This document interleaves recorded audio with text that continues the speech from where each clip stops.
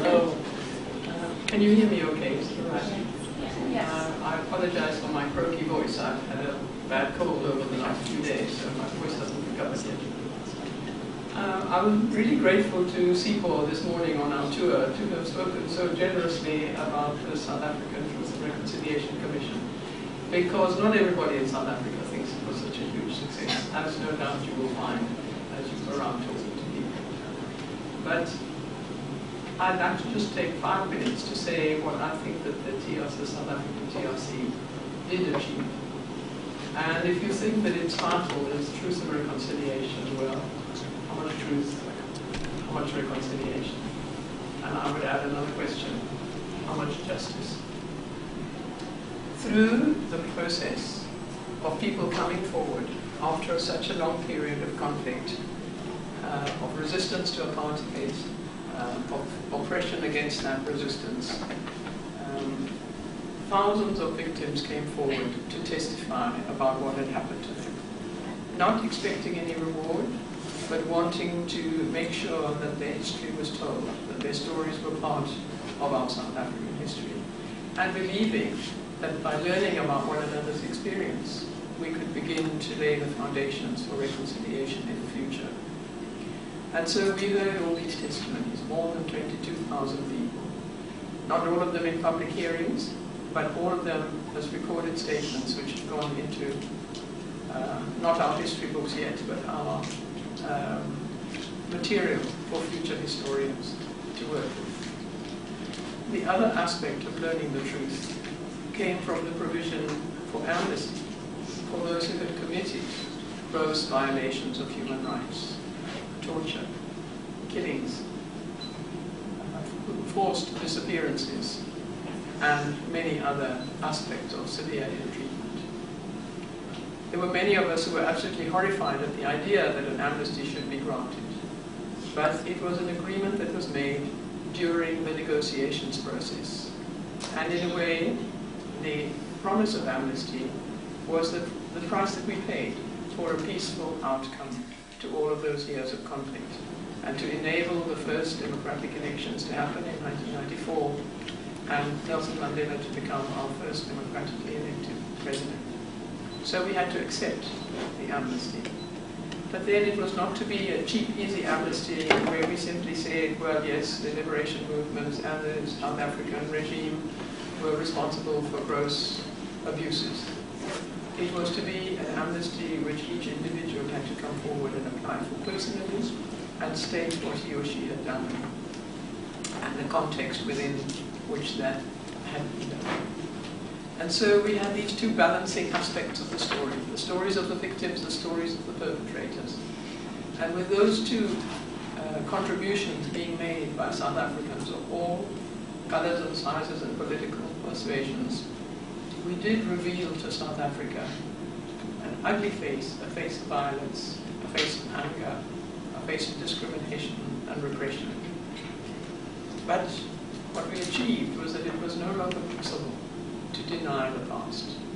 And you can't build a healthy relationship on denial.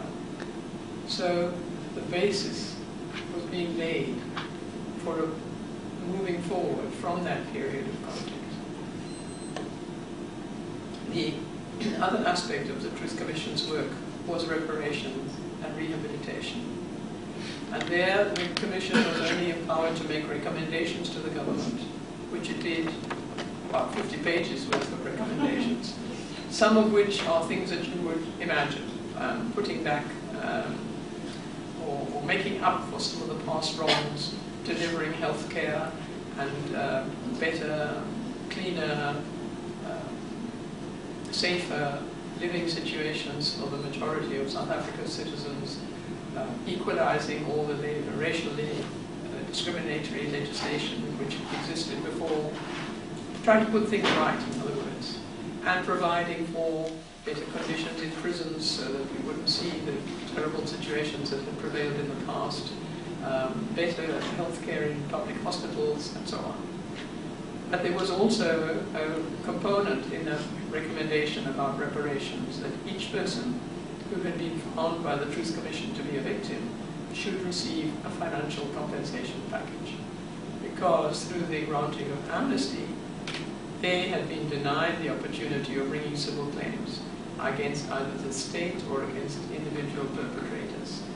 And so it was argued that it was only just that they should be in some way compensated.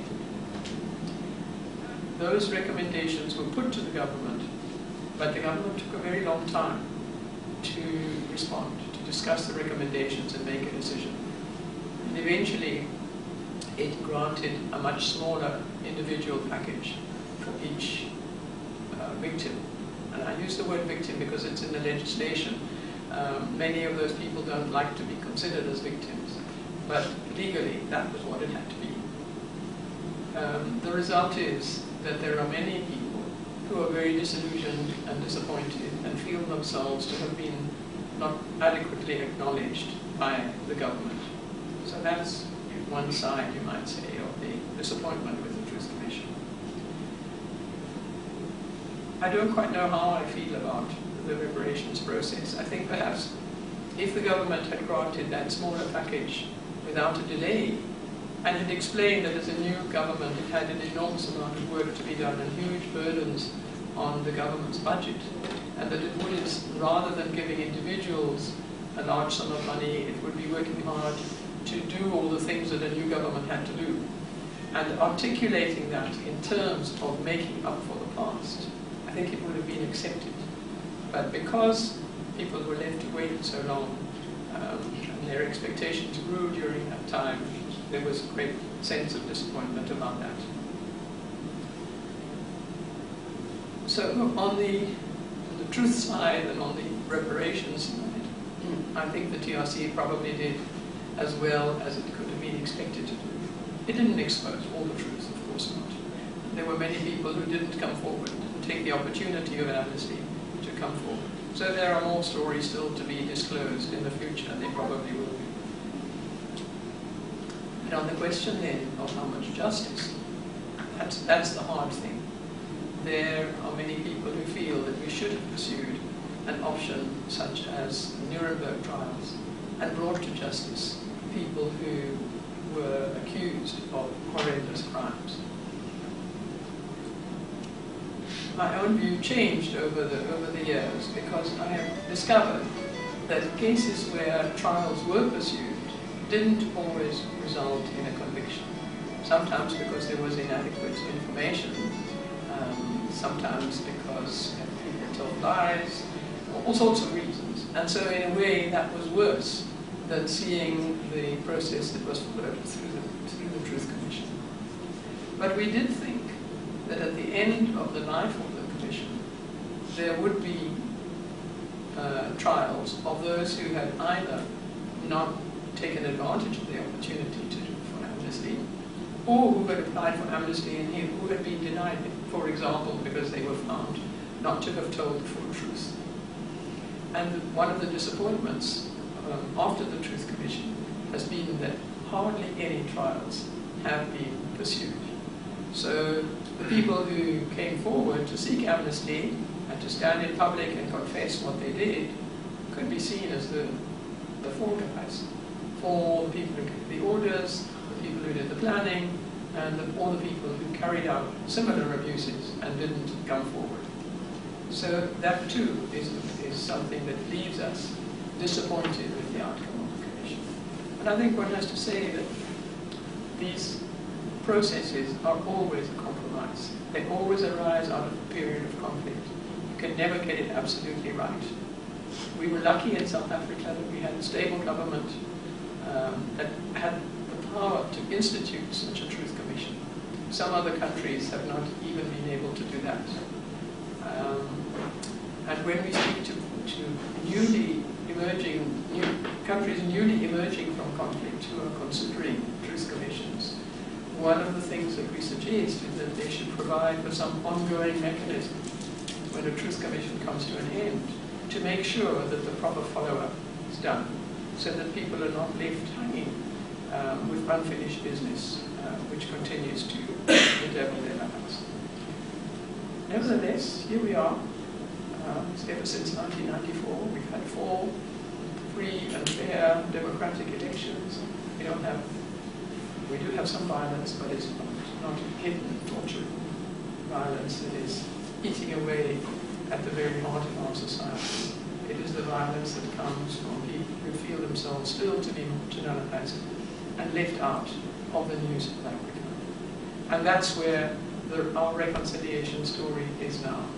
Until we can manage to narrow the gap between the rich and the poor and provide opportunities for our mass of young, unskilled, unemployed people who have little hope for the future and who don't feel themselves to be very much recognized part and playing a share in our national life, we want reconciliation.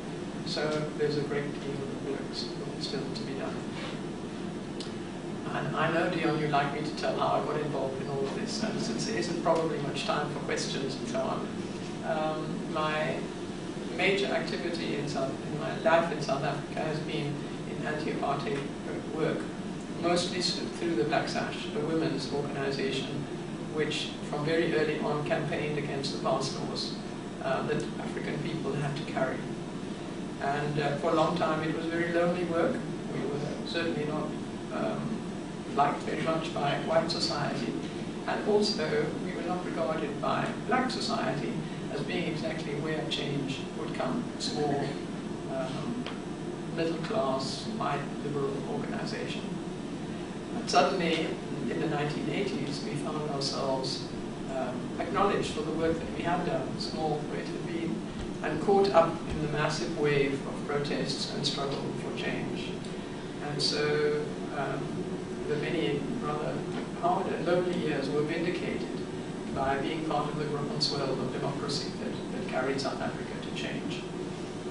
And that has enabled me to have so many magnificent experiences in South Africa. So in the 70s, I would never have thought that I would live to see a democratic society and one in which racism was outlawed.